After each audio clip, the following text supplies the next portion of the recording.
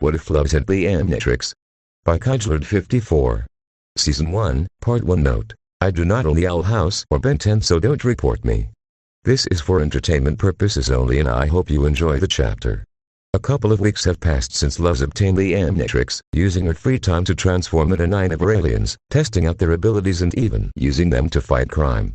But right now, Teen was standing at the bus as Camilla exits the house. "Camilla, oh my baby," she says, hugging her daughter. "Camilla, now don't you worry. Summer camp will be for 3 months. You'll be so busy balancing checkbooks and learning to appreciate public radio, that time will fly by." Loves: "But Mom, I don't like any of that stuff. I like editing anime clips to music and writing fantasy books with convoluted backstories." Camilla: "Mia, your fantasy world is holding you back. Do you have any friends? Real ones, not imagined or drawn or reptilian. Summer camp is a chance for you to make friends, but you have to try. Can you do that for me?" Loves: "Yes, Mom," she says begrudgingly as she puts her Good Witches Zero book in the trash can. Camilla then kisses her on the forehead. "Camilla, I have to go to work now. Your bus will be here soon, text me as soon as you get there." She then says goodbye to Loves in Spanish before taking off. Loves let out a sigh. She didn't want to go to summer camp at all. But she doesn't want to disappoint her mother, so she has no other choice. As soon as her mom was out of sight, she immediately looks into the trash can to get her book back. She gasped upon realizing that the book was gone.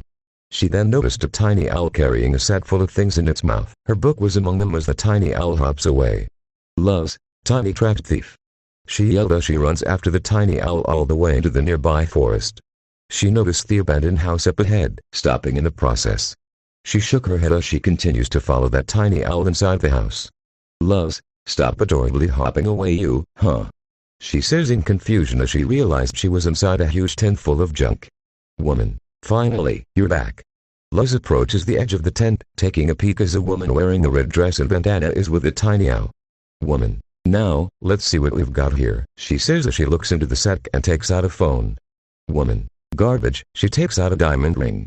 "Woman, garbage," she then takes out a shiny trophy. "Woman, garbage," she then gasps and takes out some drooping eyeglasses, putting them on. "Woman, now this will make me rich. And this," she says, taking out Love's book. "Woman, meh, this'll make good kindling," she says, putting it over a candle to light it on fire. Loves quickly jumps out of the tent and snatches the book. Loves: "Excuse me. Sorry. That's mine." "Thank you," she says as she runs back into the tent and towards the portal, only for it to close as the woman enters the tent. "Woman, you're not going anywhere." Loves: "Stay back. I got an alien watch and I'm not afraid to fight you with it." "Woman, fight you? Why would I fight a potential customer?" Loves: "Huh?"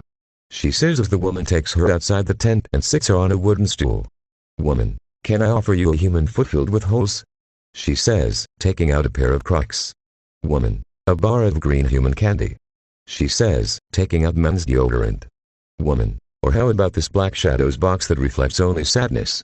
Loves couldn't help but laugh as the woman holds up a portable television. Loves: "That's not all it can do. Here, let me see it," she says before taking the portable TV and putting batteries in it. It turns on, the screen showing a man dancing to music. This grabbed the attention of all the weird and strange citizens as they all walked up to Loves and the woman.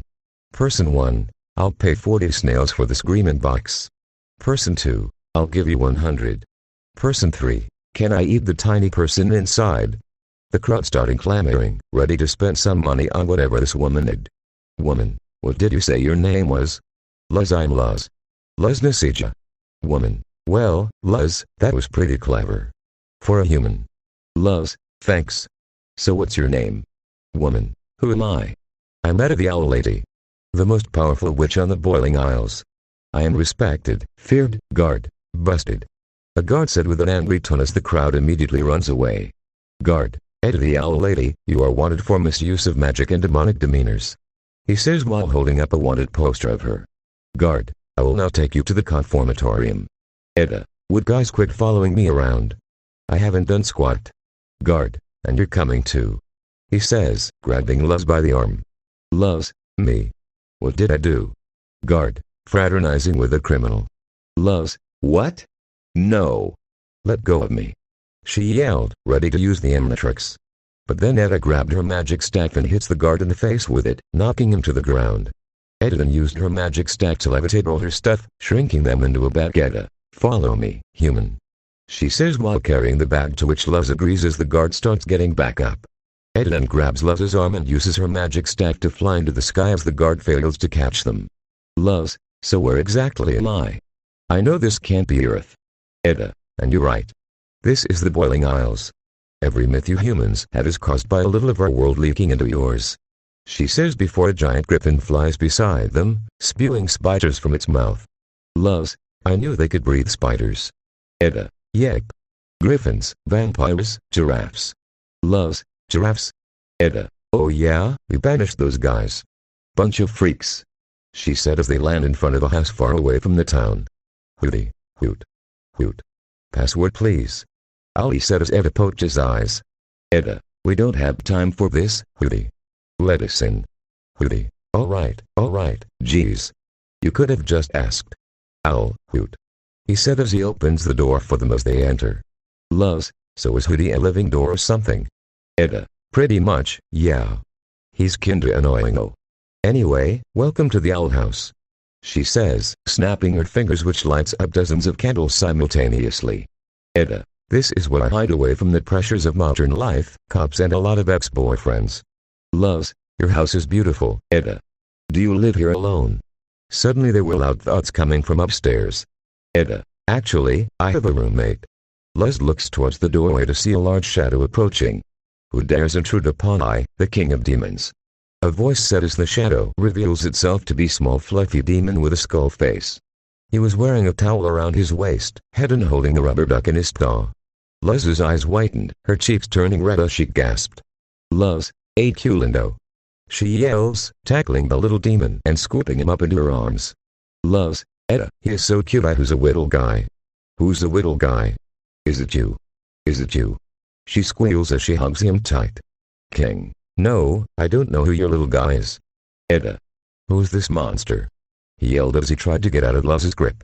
Etta, oh, this is Luz, the human, she said, pulling Luz away from him as the teen was trying to get out of her grip to continue hugging King. Etta, she's here to help us with our little situation. Luz, situation? What do you mean? Etta, well, King here was once a mighty king of demons until his crown of power was stolen and he became this. Luz, you mean this little bundle of joy? She said, hugging him again. Etta, the crown is being held by Warden Wrath and locked away behind a magical force field that only a human can break through. If you can help us retrieve his crown, I'll be sure to send you back to the human realm. So what do y'all say, kid? Wanna help us out? Luz, well, you guys are my only way home, so yeah. Why not? Etta, then off we go, she said as they go for a ride on Dev's magic staff, making their way to some sort of prison. Etta, welcome to the Conformatorium, a place for those considered unsuitable for society. King, okay, Luz. You and I will sneak to the top of the tower and get my crown back. Etta, and I'll make sure the warden is distracted while you do that. Luz, well, what are we waiting for? Etta, that's the spirit. She then used her staff, creating a disc of light beneath their feet. Etta, hang on tight, she said as the disc takes Luz and King high into the air. Etta, I'll see you at the top, she said as Luz and King made it to one of the tower's windows, jumping in. They then make their way to a large room with dozens upon dozens of prison cells. Lady, hey, how'd you get out of your cell? Luz, oh, I'm not a criminal. King, not yet, you're not. Luz, so what are you in for? Lady, I write fanfiction about food falling in love. Guy, I'm in here because I like to eat my own eyeballs, he said, eating one just before it grows back. Girl, we are agents of free expression. They can never silence us. Lady, oh yeah, and she's here because she's really into conspiracy theories. Girl, the world is a simulation. We are playthings for a higher being. Luz, but those aren't crimes. None of you guys did anything wrong.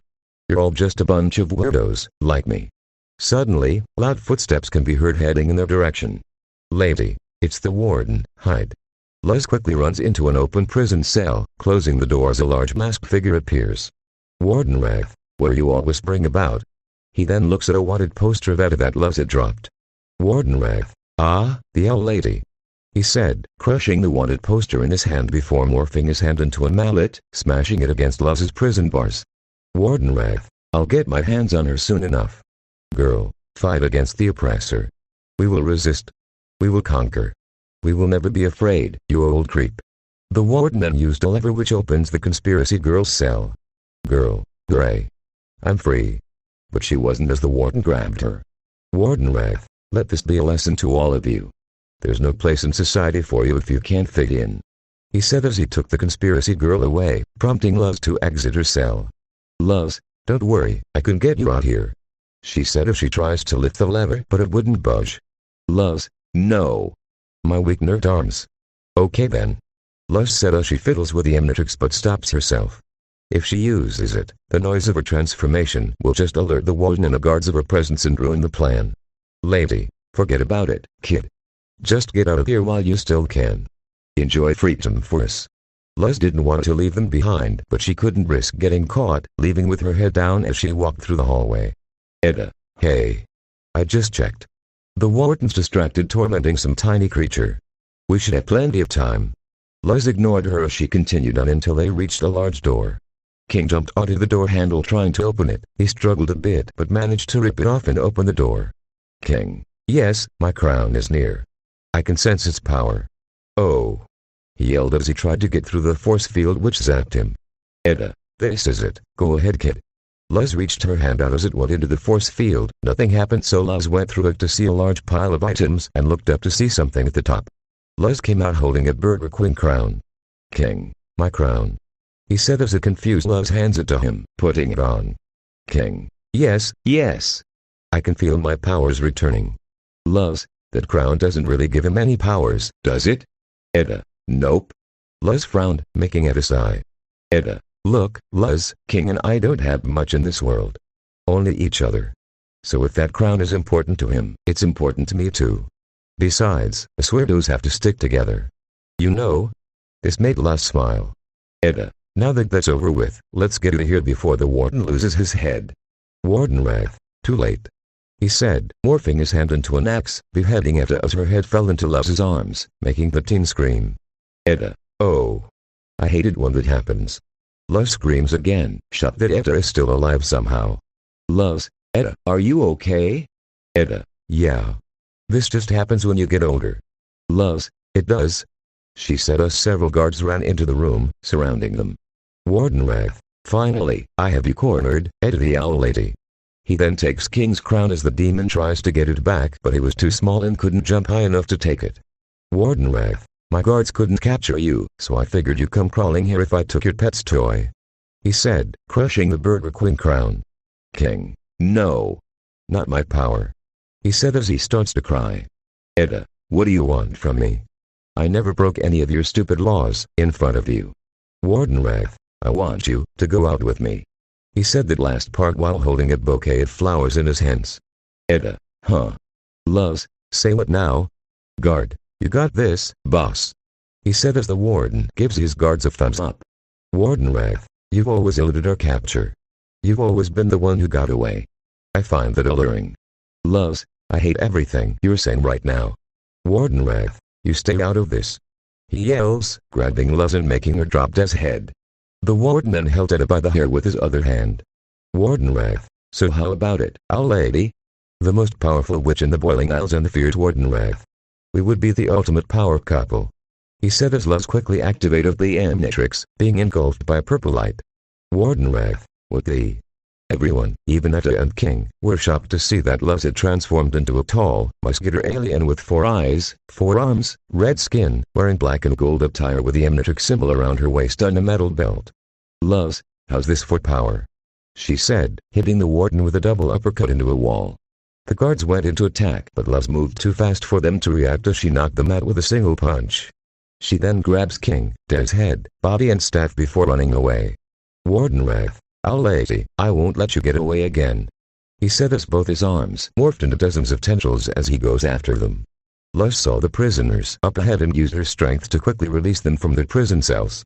She then carries them in her arms with relative ease as they continue their escape. She bursts through the prison doors as she leaps off into a wide open space below with the warden right behind them. Luz lands on her feet, quickly putting everyone down as she faces the warden. Luz, Etta, get them out of here. I'll hold them off. Etta, you sure about this? Luz, absolutely. Etta, alright, let's go. She said as she and the others run away. Warden wrath, I don't think so. He yelled, morphing his hands into axes as he goes in for the attack. But Luz quickly blocked his path, punching the warden in the face as he was knocked to the ground. The warden gets up, removing his mask and revealing his face with tiny yellow eyes and massive jaws filled with sharp teeth. He opens his mouth and breathes fire, engulfing Luz in flames. Luz flinched a bit, but persisted with her arms up in a defensive posture as she walks through the flames. Luz then gives the warden a double punch to the gut, immediately making him stop using his fire breath before giving him a double right hook. The warden fights back, landing a few good hits. But Luz's strength and forearms gave her an advantage as she began to overpower him. Luz then ends the fights with a barrage of fists, hitting Warden Wrath over and over before knocking him to the ground. Warden Wrath, darn it, where are you? Luz, you can call me Forearms. She says before leaping out of the conformatorium. She saw Etta and the others in the distance while she was in the air. But her eyes widened upon hearing the Omnitrix's timeout beeps, being engulfed by a red light as she reverts to her human form. Luz started screaming as she fell out of the sky, but thankfully Etta was there to catch her, flying in on her magic staff. King. Hey, Luz. Etta, did you actually beat the warden? Luz, yeah, I did. It was 4 against 2. She says before they landed near the now escaped prisoners. Etta, I'm not sure how you did that, but it was pretty cool. King, can you turn into the hideous red creature again? The chaos we could create with such power. Luz laughs as they said goodbye to the escaped prisoners before returning to the owl house. Etta, you did good, kid, as promised, I'm sending you home. Luz, thanks, Etta. But I think I'd like to stay here with you guys. Etta, what? Luz, I don't fit in back home, you don't fit in here. So maybe we could not fit in together. Plus, I'm kinda interested in becoming a witch and learning how to do magic. Etta, but you can't. Humans can't do magic. Luz, maybe because they haven't tried. Etta, okay then. If you say so. So what's the deal with you turning into a 4-armed gladiator? Luz, you see this? She says, showing them the Omnitrix on her wrist. Luz, this is called the Omnitrix. I found it back home and it's now stuck to my wrist. I can also use the Omnitrix to turn into 10 aliens. Etta, aliens? Luz, yeah, just like you. Etta, I'm not an alien, I'm a demon. King, same here. Luz, well, alien is just a word humans use for beings from another world. She said as she started explaining more about the Omnitrix. Sometime later, Luz was in her new room as she lies on her sleeping bag. Her buzzes as she sees a text from her mom that reads, "How's summer camp?" Luz wasn't sure how to respond until King appears. King, your sleep cocoon looks fluffy. Luz smiles as she pats her sleeping bag. King comes over, spinning in circles a couple times before lying down and falling asleep. Luz then looks back at her phone and replies, I think I'm going to like it here. Before falling asleep. To be continued. If you guys are enjoying this story, please give it a like, comment your thoughts, give me a follow and share this story with